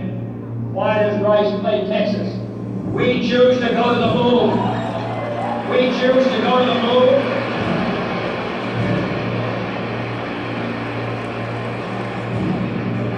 We choose to go to the moon in this decade and do the other thing. Not because they are easy, but because they are hard. We hadn't been more than 16 minutes into space, and now we were going to the moon. We would have to design a rocket the size of a 36-story office building, put it together with the precision of a microscope, and accelerate it to the speed of a bullet. Then we would have to guide it to a moving target 250,000 miles away. Many people thought it was an impossible dream, but 400,000 of us set about making that dream a reality. It would be the longest, most hazardous voyage that any man had dared to attempt. But step by step, mission by mission, we orbited the Earth, perfecting the skills and technologies we would need on this incredible journey. Our astronauts practiced maneuvering, docking, and the 1,000 other tasks that would comprise the moon mission. We created new alloys, lighter and stronger than anything seen before. We designed communication systems that would be reliable over the vast distances. And behind it all, we tried to perfect the rocket that would be powerful enough to punch out of Earth orbit and take us to the moon.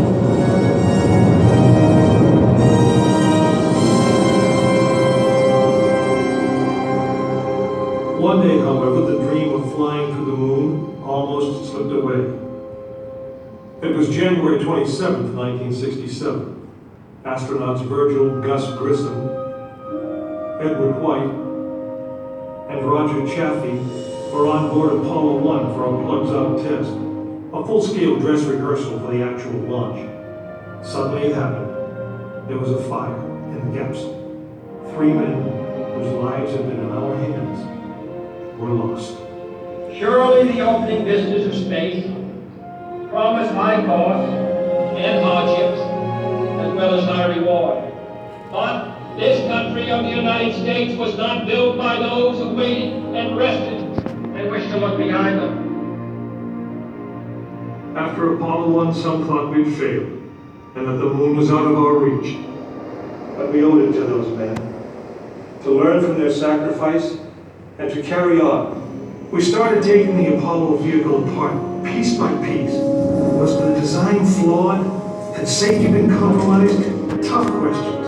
And we spent 1.5 years redesigning the spacecraft so that no astronaut's life would ever be at risk because we overlooked something, or because we could have done something better. A moon rocket is 91% high explosive, and it goes into the most unforgiving, hazardous environment there is. We could never make it risk-free, and the men who flew them knew that. We didn't send men into space again until Apollo 7 orbited the Earth testing some of the new design.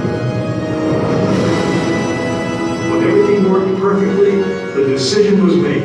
The next mission would travel to the moon. It was mankind's destiny to leave the shores of our planet behind and strike out across the vast ocean of space.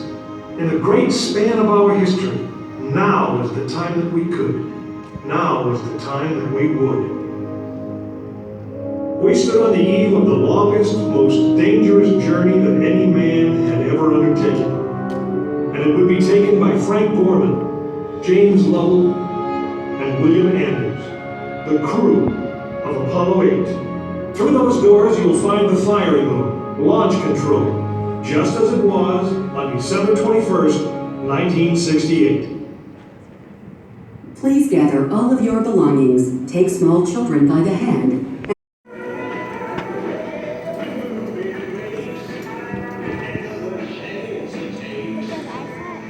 For the comfort, safety, and viewing pleasure of all our guests, we ask that you refrain from flash photography for the duration of our presentation. If you must leave during the presentation, please exit through the doors on your right. Thank you.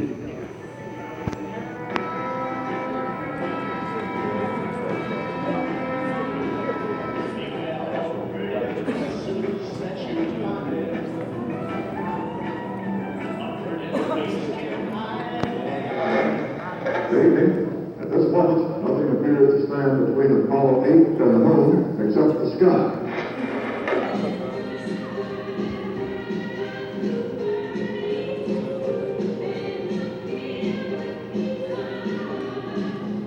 For the comfort, safety, and viewing pleasure of all our guests, we ask that you refrain from flash photography for the duration of our presentation. If you must leave during the presentation, please exit through the doors on your right. Thank you.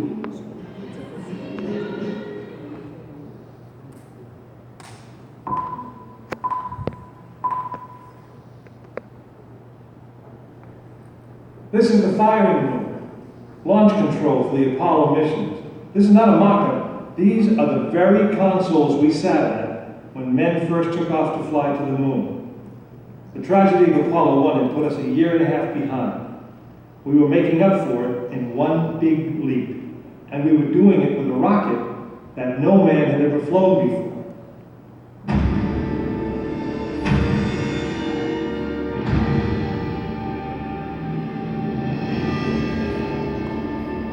It was a few days before Christmas 1968 when Apollo 8 sat on the pad.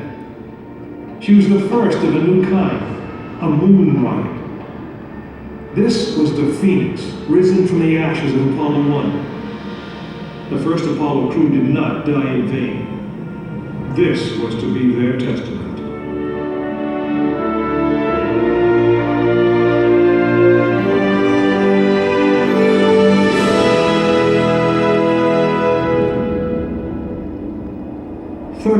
Stories high, she had been fully fueled throughout the night.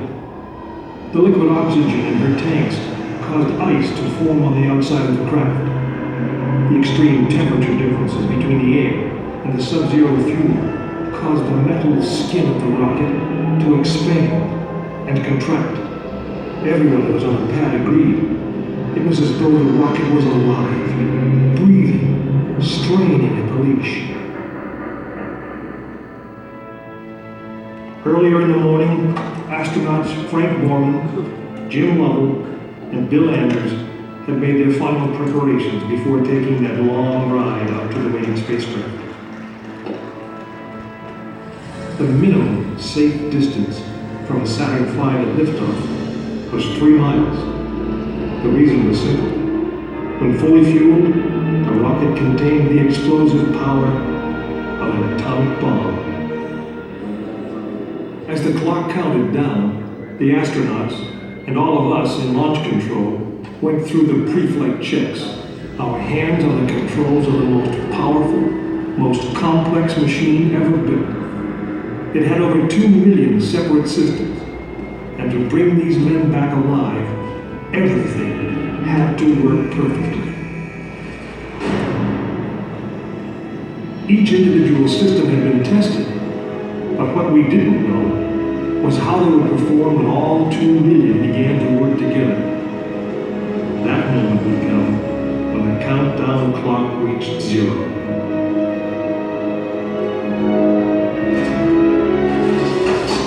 If a maneuvering thruster failed, if communications broke down, if navigation was off by 1 degree, if any piece of the miles of wiring, circuits, relays, or valves was defective, Frank Borman, Jim Lovell, and Bill Anders would pay with their lives. As they sat waiting for launch on that chill December morning, these 3 astronauts were back to what they had always been, test pilots.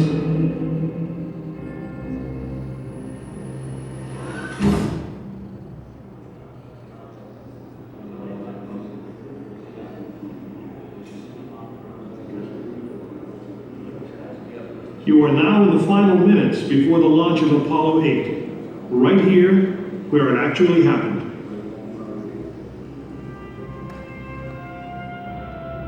Mankind is about to leave his planet behind and journey to another.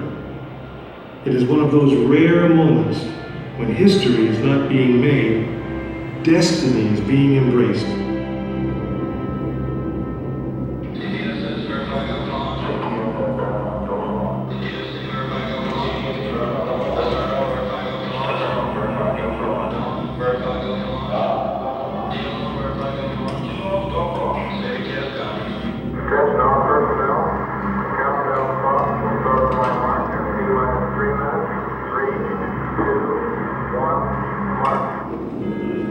This is launch control, T-minus 3 minutes and counting. We have completed our communications checks with the Apollo 8 astronauts in the cabin, and the communications are go.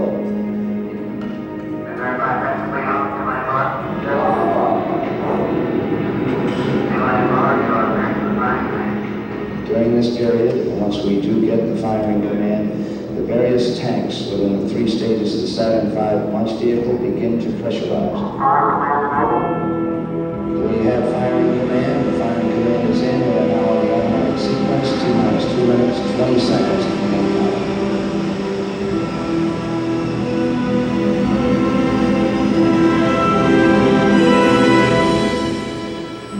Our status board indicates that all aspects are ready, instrument is ready, spacecraft ready, final check of the emergency detection system, that ready light also on.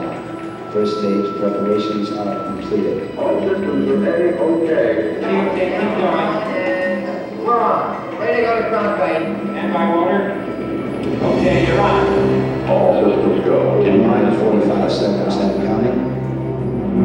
The first stage liquid oxygen tank has been pressurized, and the pressure is still going up.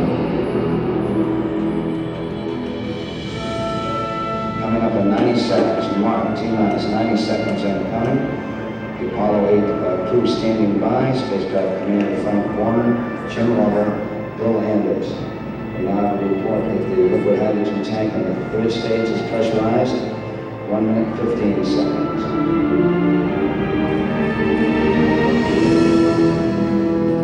All 3rd stage propellants pressurized at this time as we come up on a 60-second mark on flight to the moon.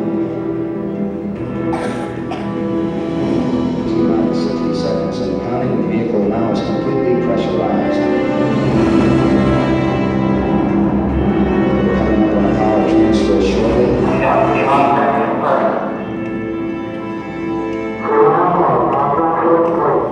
We have the power transfer. We're now on the flight batteries within the launch vehicle.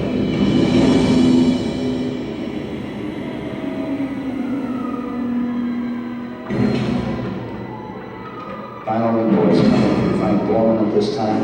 Final look at the specialist aboard the spacecraft.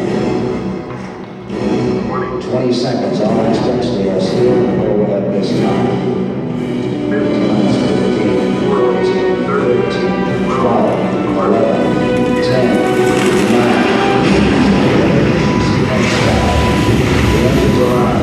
4, 3.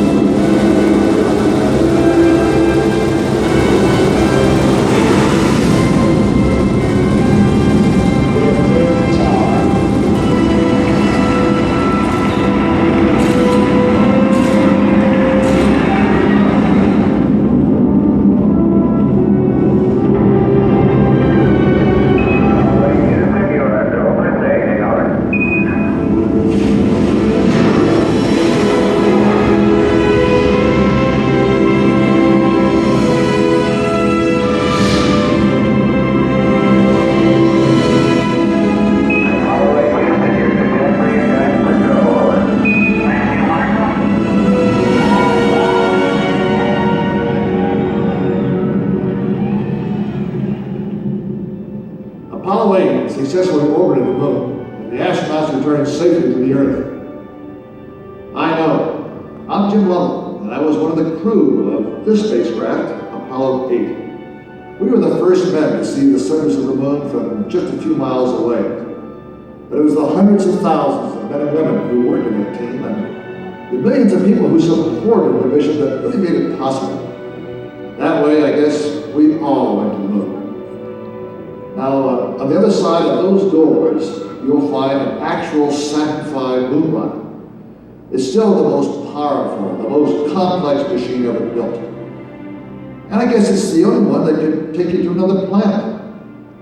I actually got to fly one on a second flight to the moon called Apollo 13. But that's another story.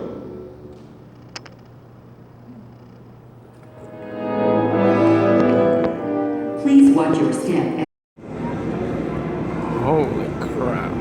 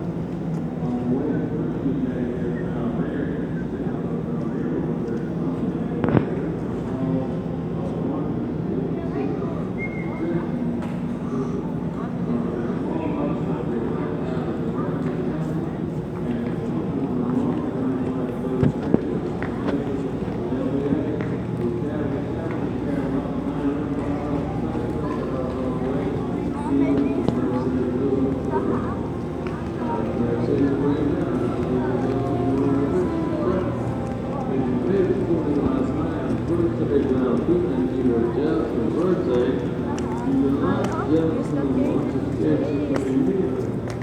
want to test the second technique first. So the first technique is all right. You like to find a sequence on the second stage in 30 seconds and then I'll bring it on. If you're sure you have 5 minutes on the second stage, then you test the launcher's cap system. As it flies away and follows the first stage into the Atlantic Ocean, it not only carries us through at first, but also inside here. That's a cover for the docking hardware. See, it has 2 halves of the docking hardware. Half of it's on top of the main line. The main half is on top of the moon line. And on the first thing I have to do is write it together. But you gotta get that thing out of the way so having the larger sketch of the carry cover on the docking hardware gives you this side. Now the mount there is kind of neat, but not very realistic because it's all a nice pretty white. If you look out above the moon right now, you can see the real thing in look. Now this is a real lunar module built from Apollo 15. They did go to the moon, obviously not with this. But since they didn't do this, you can see what a real lunar module looks like. If you look at the bottom part, the port landing pad has a big engine sticking out of the bottom, and it's all covered in copper and brass covered foil, and that part is called the descent or descent module. This is the part with us to move on, separating command module, the ascent to the surface of the moon, and that land block. And those were landing pads settle on the moon when they shut that engine off. The descent module has to be this for the mission and once it's settled on the moon, it's going to launch out to the ascent module. The ascent module is like the way it goes down the top. When it's found with a super Canaveral sketching by north, the ascent module has to do it so they go back. But understand the way they work in the first day and the one there.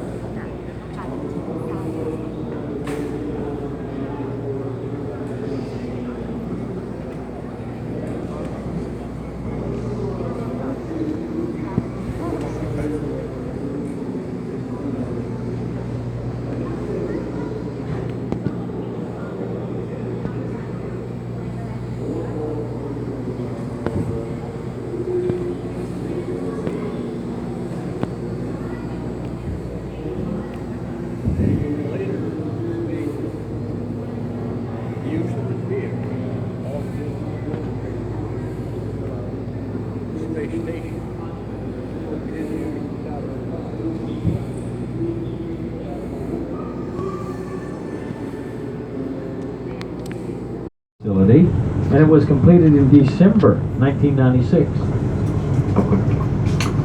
Inside you saw a real Saturn V moon rocket restored to Smithsonian Aerospace Museum standards.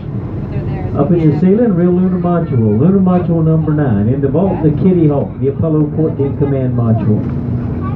Behind the plate glass window, Alan Shepard's spacesuit with moon dust on the boots and the shin bones.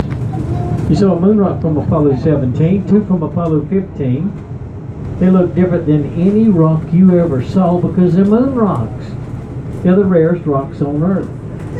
If you remember, America went to the moon 9 times. Apollo 8, 10, and 13. We didn't land. We landed 6 times. And only 12. Think about how many people's on this Earth. Billions of people with a B, billion. 12 have walked on the moon. Only America, only NASA, only Kennedy Space Center, and only from one launch pad right here, Pad 39A. Now there are just 6 of the 12 moonwalkers that are still with us. We lost Alan Shepard, P. Conrad, Jim Irwin, Neil Armstrong, Edgar Mitchell, and we just lost Gene Cernan. Got to meet some of those moonwalkers over the last 17 years. Worked across the river for 30 years, calibrating instruments from 68 to 98. Not for NASA, for Florida Crown Light. We had 2 400 megawatt units, and we are the main provider of electricity to the Kennedy Space Center. Where I just happened to work for 30 years, 68 to 98, was 12 miles from these 2 launch pads. So got to see a lot of launches. Got in trouble telling stories on that side of the river. Retired, came on this side of the river 17 years ago, get paid to tell stories. How good can it get? Now you get one more look at the tallest one-story building in the world, the tallest doors in the world, the largest hand-painted American flag in the world, and the largest hand-painted NASA logo in all the world. 3.4 miles east of this big building, to this day, where man left Earth to walk on the moon. Welcome to the Kennedy Space Center. Just an amazing place. We're glad you're here. And the reason we couldn't circle Launch Pad 39A doing this tour today was SpaceX got a launch there Sunday, having a launch from Pad 39A this Sunday. Secret military spy satellite. That's all we know. Military. That's good. That's the first time this commercial company has done that. So we do have a launch this Sunday from 7 o'clock in the morning till 9 o'clock in the morning. That is the window.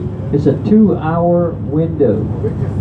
So if you're going to be in the area, close around, even in Orlando, you'll be able to see the launch this Sunday. Window opens at 0700. The tallest doors in the world, the high bay doors, 2 on the west side here, 2 on the east side. A lot of people think the tallest doors would be in New York City. Well, they're not. They're right here at the Kennedy Space Center. Just 6% of all this land is used for the space program. The remainder is left in its natural state, and it's a national wildlife refuge, second in Florida only to the Florida Everglades. It's estimated that 330 different types of birds are living here at one time or the other during the year. 31 different kinds of mammals, 68 different types of reptiles and amphibians, 117 different kinds of fish, 1,000 different types of plants, and there's over 20 kinds of mosquitoes for your pleasure while you're on tour with Mr. Tom this afternoon. Only the little ladies do the biting. The male mosquitoes are vegetarian. So if an old mosquito happens to land on your shoulder, do the math, you come up with a 50-50 chance of even getting bit. It should make you feel a whole lot better. I see all kind of critters coexisting right along with this busy space program. We see white-tailed deer, wild turkeys, Florida bobcats. There have been sightings of Florida panther and black bear out here. I've seen some big old eastern diamondback rattlesnakes, 9-banded armadillos, plenty of raccoons, possums, American bald eagles. There's 17 American bald eagles nest on property. 17. Every year around September, the eagles return from up north. They take the hot summer months, they spend up there in the cooler climates, Carolina, Virginia, Tennessee. September, they come back here and they have their babies down here in Florida. About the end of May, 1st of June, they all fly to the cooler climates, Carolina, Virginia, Tennessee. So we're going to see an eagle's nest down the road, a couple of miles down the road. The nest we're going to look at was well established in 1961. So it's well over 50 years old. Could be a lot older than that, but it was well established when NASA first bought the property here in 1961. This is the oldest and the largest of the nest, estimated to weigh several hundred pounds. And it's also estimated to be about the size of a queen-size mattress. Queen-size mattress.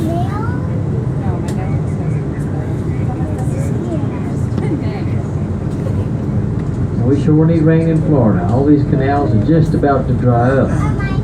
The water gets too hot, the gators leave out of here. They don't like it. They need deeper water to stay cool.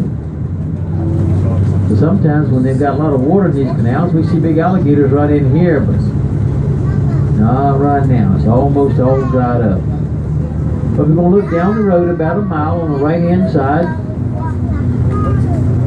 The big tall pine tree, 10 foot from the top of the tree. Right in the middle of the tree, a dark round ball. It's going to look like a big old squirrel's nest or big old basket up there. That's an American bald eagle's nest. A lot of people have a hard time seeing it. It's about the size of a queen-size mattress up in the tree. You got to look to the front of the bus on the right-hand side of the power line. Right in the middle of the tree, coming into view, a dark round ball. There it is, the American bald